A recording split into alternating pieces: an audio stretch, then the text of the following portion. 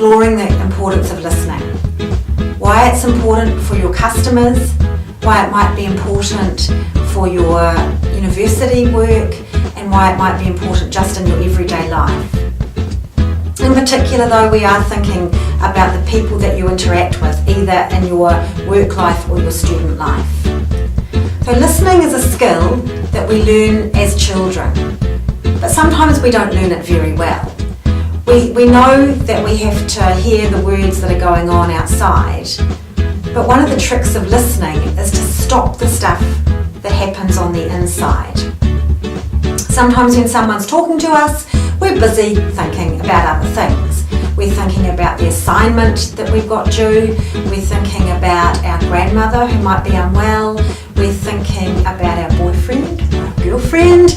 We just have other stuff going on in our minds.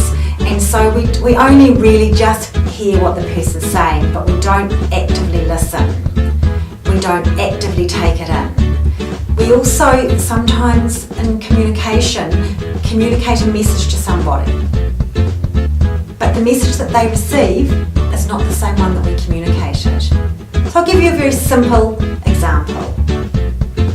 So someone might say to you, I can't go to the movies with you on Saturday night. And you've been really looking forward to going to that movie with them. Might be the new James Bond movie. Might be another movie that you really enjoy. And you've been to the other ones with them before. So what they say is, I can't go to the movie with you on Saturday night. Now what you might hear, you hear those words, so you go, oh, they can't come with me. But sometimes we hear other things that come out of our head.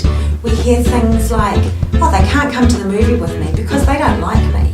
They're not going to come to the movie with me because somebody else asked them to a party or something and I'm not allowed to go. Or they can't come to the movie with me just because they'd rather do the university work. But actually, they can't come to the movie because it's their mother's birthday. But they haven't communicated that fully to you.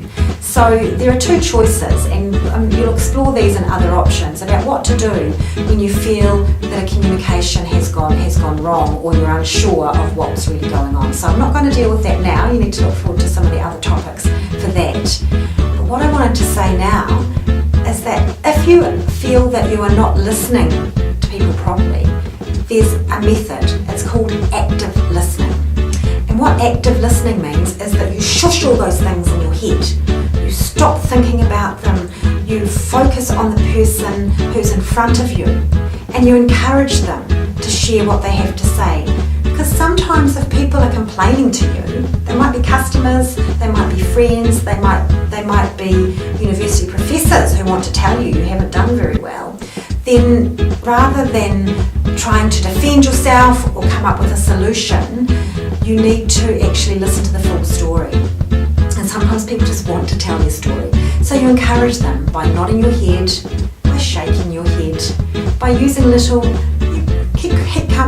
little hand gestures, and then that will help them to feel understood and that they get the full story out. Because sometimes that's all it needs, and then they feel better and the complaint goes away. And you might know that yourself, having been a customer. You might have gone into a shop or been at a restaurant and complained, and you don't necessarily want them to put it right. You just want them to hear that you have not had a good time, or that your food was cold, or that there was an insect in it that you didn't want to eat. So just remember to actively listen, to shush that stuff in your head, and to practice being aware when someone's communicating with you, what is going on in your head. Let it go. And just learn. It's a skill you can learn, and if you master active listening, it will help you be successful in your university life and your work life. So thank you.